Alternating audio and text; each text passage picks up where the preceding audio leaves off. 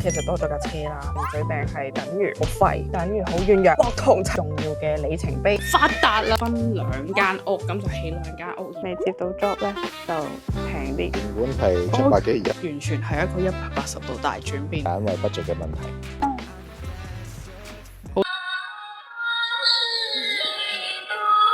近期最愛嘅一個鎖匙扣佛經記，呢一個係香港品牌出嘅。呢條片嘅目的係想將自己拉翻落嚟啦，記錄翻過去呢幾個月啊，同埋嚟緊2026年將會發生嘅嘢啊，即係俾自己去思考同埋記錄下我而家嘅心路歷程嘅一條片嚟嘅，同埋都俾大家啲 update 啦。咁始終大家 follow 我都係因為睇我啲 vlog 噶嘛，咁好多生活上嘅嘢其實我真係冇講啊，例如我哋屋企就多咗架車啦，跟住原來我哋嚟緊又要搬屋啦。稍為喺呢度同大家傾下偈啦，同埋亦都記錄下我呢個人生非常之重要嘅里程碑。其中一樣要記錄嘅呢，就係呢過去我諗舊年4、5月差唔多嗰個時間啦，我就發現自己呢係患上咗呢個情緒病嘅。而呢個情緒病呢，原來係一直都存在啦。我之前一直都好抗拒呢件事要同人哋講啊，因為我覺得情緒病係等於好廢，等於好軟弱。我同齊經歷咗幾個月嘅治療啦，而家個人都喺治療當中，因為都要仲要去睇醫生啦。自己親身去了解咗情緒病係乜嘢嘅一回事之後呢，我就覺得更加要同大家分享啦。係睇咗醫生先，大家明唔明啊？個 appointment 係聽日，你知唔知好辛苦噶，走嚟走去。返到公司第一時間，你個仔話叫我幫佢 keep 住佢嘅電腦同隻 mouse，今日放學記得拎俾佢。咩嚟㗎？跟住呢隻係隻 mouse 嘅。佢自己整嘅隻 mouse。點咗我睇醫生嗰個何生沖緊咖啡啊！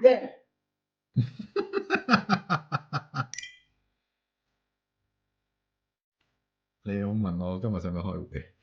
你着成咁就唔使啦。一返到公司，我收到我鄰居送俾我嘅禮物，係公司鄰居。今年係馬年咧，跟住我啲朋友個個都話：今年馬年發達啦咁樣。跟住個個都喺度話：你俾心機啦，做嘢啦你。連我個仔同我女都好似係咁叫我做嘢咁樣。咁佢哋當然唔知馬年係咩一回事啦。但係因為我哋要搬新屋咧，佢哋想要屋企有一個公園，所以咧佢哋就係咁叫我快啲俾心機做嘢。我哋邀請到我哋屋企嘅設計師過嚟傾一傾偈，建築師。屋企嘅設計師。佢無論係 financially、technically from 呢一個設計嘅層面，實際要進行呢個 project 嘅層面，要落手自己揼添，可能全部都係由你去進行。你記唔記得當初我識你嘅時候，啱啱開始讀。嗰陣時佢係讀 Con U Space，佢唔係讀 deep 嘅一開始。係啊，今日睇緊自己間屋係咪？黐線3隻小豬嘅故事係真㗎。你成日話我哋人生要去建立啲乜嘢啊咁樣，而家你真係起一間屋嘅時候咧，好似真係一磚一瓦去代表住我哋呢20年走過嘅日子咁樣。20年。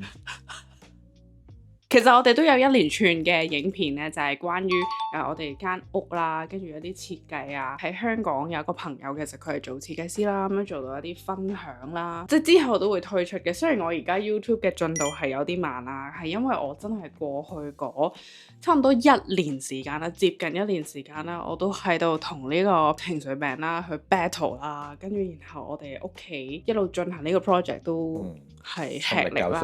跟住因為舊年其實個經濟狀況真係差啦，咁我哋兩個都好吃力嘅，都係咁樣咬緊牙關走過來啦。大家其實都陪住我哋過好多日子，雖然有好多畫面未必會可以呈現到俾大家睇，但我覺得大家係明白咯，係因為其實好多志同道合嘅人啦，有共鳴嘅人啦，都好明白，因為大家都係走緊差唔多嘅路啦。我儲咗一堆影片嘅，咁都 show 翻俾大家睇。個殼啊嗰啲嘢其實做晒咁滯㗎啦，而家爭內部嘅裝修，其實主要好緊張。好緊張。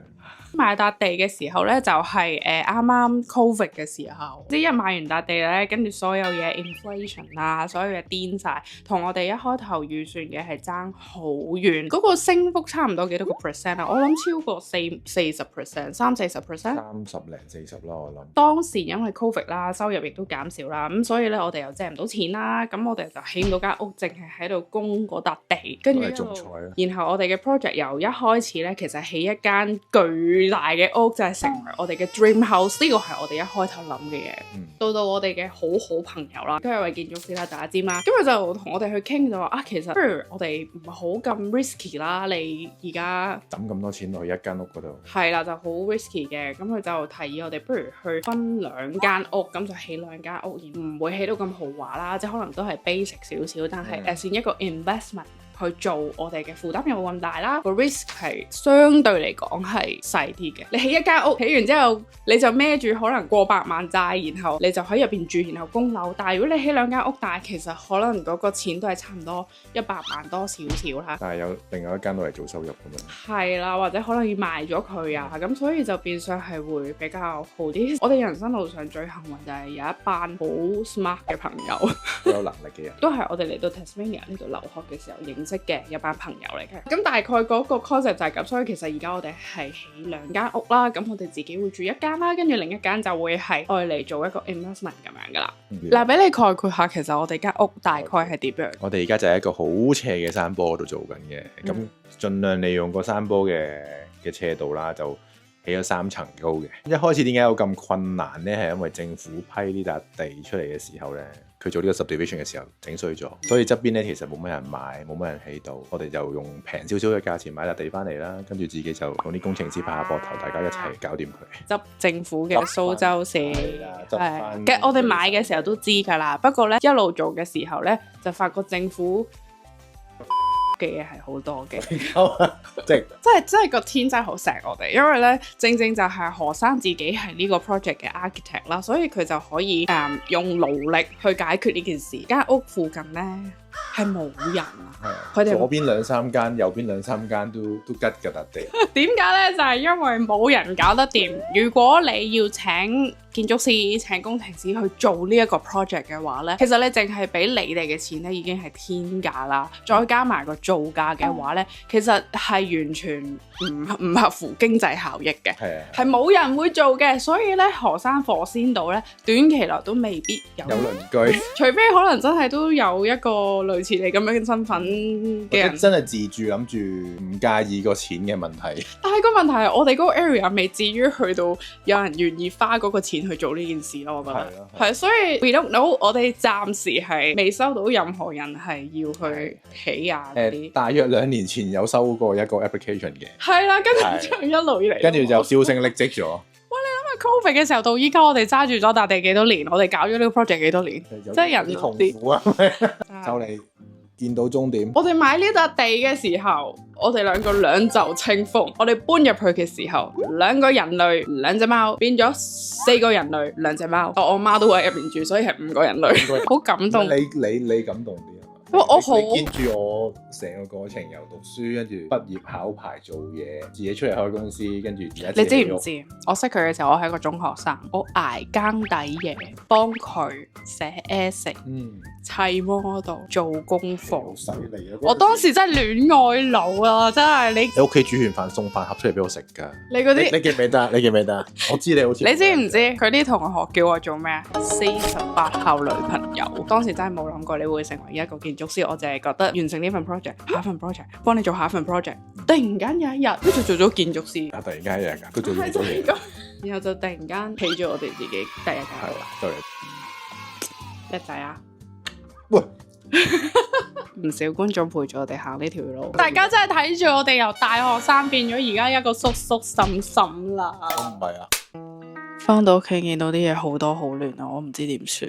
因為呢度係承載咗我10年嘅人生啦，跟住又有小朋友啦，嗰啲玩具好得人驚好多。我突然間經過呢一間屋係我35年人生入邊住過最長嘅一間屋咯。我細個成日都搬屋嘅，喺呢度咧就開始咗我嘅穩定人生。嚟緊又踏入一個新嘅里程碑，大家究竟陪我行咗幾多路？不過仲有人會問我咧，你會唔會諗住翻香港生活啊？嗱，暫時咧就真係冇呢個打算，但追放唔低一定係香港嘅屋企人。近呢2年最大壓力咧就係屋企人病啦，我老爺奶奶身體相繼出現毛病啦，咁成日要自己去排期照嘢啦，仲要咧使好多錢啊，好似加埋手術咧 total 使咗成10幾萬。經濟壓力都唔係最辛苦，而係嗰種無了期嘅等待，同埋有病你一定會擔心噶，咁佢拖咁耐你就更加擔心，真係出事嘅時候先知道原來屋企人係一直冇買醫療保險。唔單止係我老爺奶奶啦，係好多親戚朋友全部都冇買。我自己喺澳洲生活31歲已經有買自願醫保噶。其實好多澳洲人咧為咗避稅都有買自願醫保。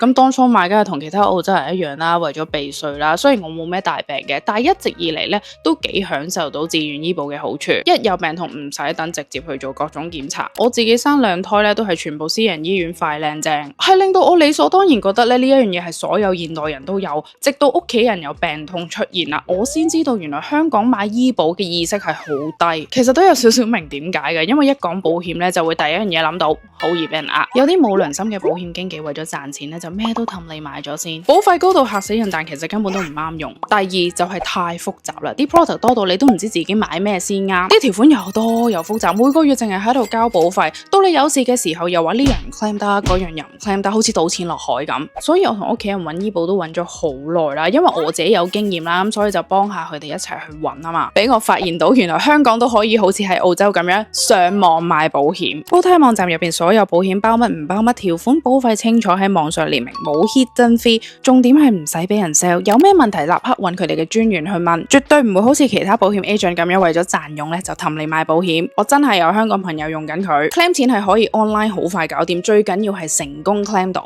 所以最後屋企人都係揀咗煲呔啦，因為全部可以網上搞掂啦，效率極高。我覺得佢哋煲呔 Pink 嘅自願醫保性價比都幾高，負擔又唔大。當我屋企人50歲都係低至300幾蚊一個月，當係食餐好少少嘅飯已經可以買到一個安心嘅保障，仲要任何醫院任何手術都可以全數賠償，入邊係冇任何隱藏細項上限，唔使驚 claim 唔足。如果大家唔想煩唔想左計右計要賠幾多，出院仲可以幫你安排免找數，非常方便。認真我之前唔為意，但係其實自願醫保真係好重要，唔好諗住去到年紀大多病痛先會用到。我而家都成日提我香港嘅朋友記得要買，佢哋自己都話啦，都市人啦，去到20-30歲都好多小毛病，到你真係唔好彩確診咗啲咩疾病嘅話，到時保險公司未必接受投保咧，你後付都嚟唔切。如果香港嘅朋友都有興趣咧，咁煲呔都俾咗一個限時優惠大家，投保時只要入我呢個 code U26，首年保費35折，仲送你全面牙科服務。嗱，呢個優惠只係限1個月咋，所以大家咧快啲去 info box click 入嗰條 link check 下自己保費係幾多啦。另外輕輕一提，煲呔嘅自願醫保係政府認可以扣稅噶，揀 plan 嘅時候記得考慮埋。係時候要賺錢，我 set up 緊呢一個 tour box。如果你係一個剪接師或者你係攝影師，會執相啊，或者你會畫圖嘅人咧，唔好諗啊，呢個錢值得使。喺我人生入邊咧，一直都要 do something，呢個就係我嘅 survival skills 嚟嘅。咁至於點解我會有呢個情緒病咧，亦都係因為我瘋狂逼自己一定要去 survive 啦，一定要去做好多嘢啦，就唔俾自己有任何唔好嘅情緒啦，將佢封咗喺一個 box 入邊。咁我人咧就一直以為我個人係冇咩負面嘢，但係原來其實我將佢封印咗，封印到咧係我會記憶上係 delete 咗嘅，唔知道有呢樣嘅嘢。但係咧可能真係經歷咗好多嘢啦，跟住就壓力爆煲啦。咁喺爆炸嘅時候咧，呢一個 box 突然間爆開咗，然後我細個好多我忘記咗嘅嘢一次過爆翻晒出嚟，我嘅人生就突然間哇！完全係一個180度大轉變啦！神經系統呢樣嘢咧，佢慣咗你係咁樣去處理情緒、處理你個人啊、你個身體啊所有嘢嘅時候咧，你要去調節翻咧，唔係靠個腦啊，唔係靠念力，唔係靠意志力，係要靠醫生藥物。而家都係好轉當中啦。其實我哋嘅文化咧，將情緒病咧放得太大，同埋睇得太負面。經歷咗呢大半年嘅治療咧，其實我自己嘅心態就好似升咧咁咯。之前有好多嘢其實可能係棘住啦。依家係睇得通透啲，之後先至再同大家分享呢個情緒病啦。因為我覺得而家都未至於係一個好 stable 嘅狀態，可以去講太多，係啦。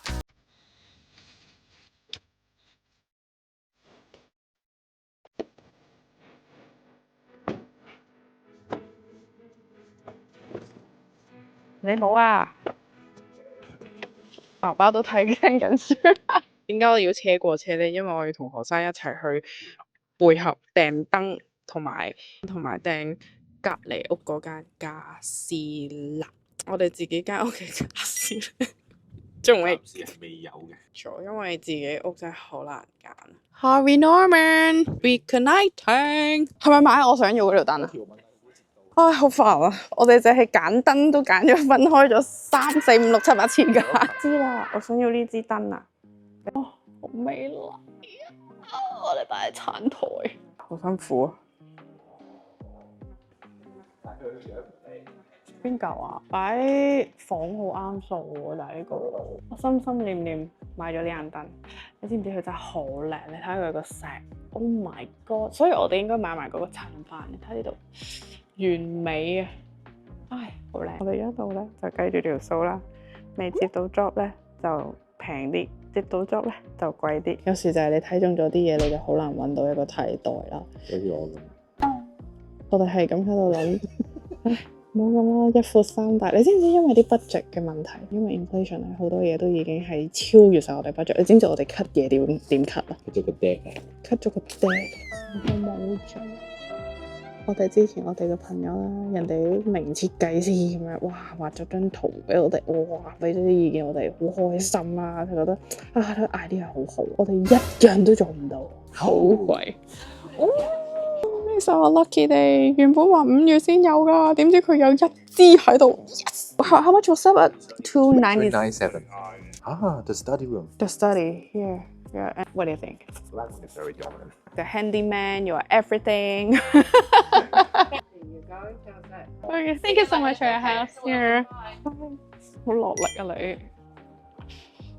I'm not gonna help because I need to make money. You know, we make videos, we make money 啊，嗬。Be 1% better， 可以行路就唔好揸車。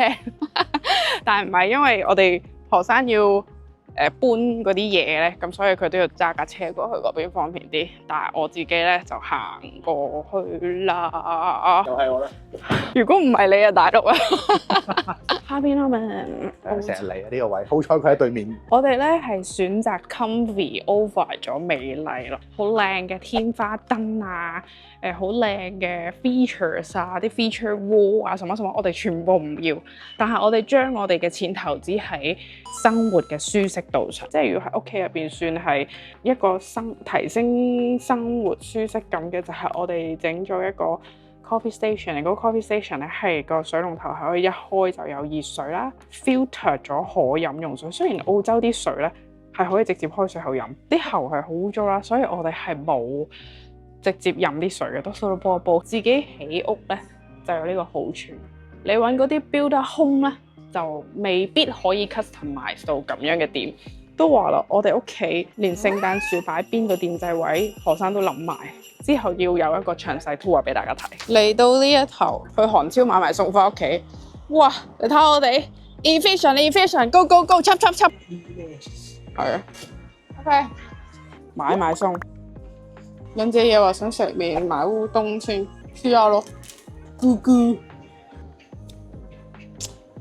喺呢啲時候一定會有人話自己整好易嘅啫，我知咩都係自己整好易㗎。何生話：我可以起層樓，但係我唔會跑蘿蔔。5分鐘極速買餸。下集家私，哇！一陣味喎。呢個就係 Fantastic Furniture 平價少少嘅家私鋪咁樣啦。咁我哋屋企以前好多都係 Fantastic Furniture 嘅家私，只不過佢啲 design 未必係我最中意啫，但係其實都 OK 嘅。咁用嚟做一個 rental 啊或者 Airbnb 咧，其實都夠啊。咁呢啲櫃啊、Instagram 啊、Pinterest 啊，全部都係呢啲㗎啦。嗱，米蘇同阿豆咁樣挑指甲咁。係啦，咁就唔使要㗎啦，幾好啊，都係啲典型嘅。不過呢啲角你睇下，其實佢都幾易借喎。 wear and tear 係好犀利喎。原本係700幾，而家499。OK，we will get this。wear and tear 咗，你再換另一 set 都抵。有啲咩要睇㗎？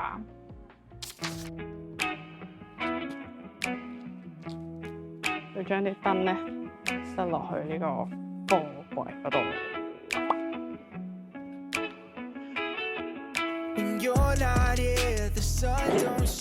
而家暫時都淨係擺啲燈，嚟緊要有家私就會塞佢入去。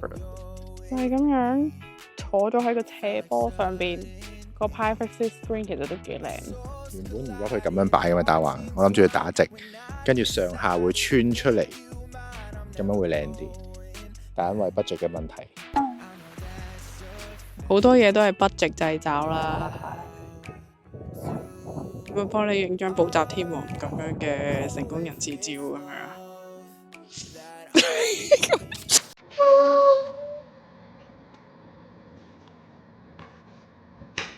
一個轉眼咧，翻到嚟公司，澳洲啲舊樓嘅房咧係冇冷暖氣。夏天我間房咧佢陽光好好啊，但係咧就好似個焗爐咁，所以我就要搬出去 office 有冷氣嘅地方。我而家被冷氣涼着，我好喜歡，但係啲燈光比較差，辦法總比困難多。任何事都有解決辦法，當然有錢。所以我老公話：你嘅人生只需要解決一個問題，就係錢。你只要解決咗錢呢個問題，所有問題都可以解決。好 wise 啊！你真係。我哋朝頭早啦，送完之後就翻學啦，睇醫生啦，學生開咗會啦，跟住我哋去搞掂晒新屋買燈啊、家私啊，或者送啦，再翻埋屋企，再去個西擺低嘢，同表弟傾兩句，再翻屋企食個飯換件衫，而家都係2點半咋。係英雄人 ，I like it。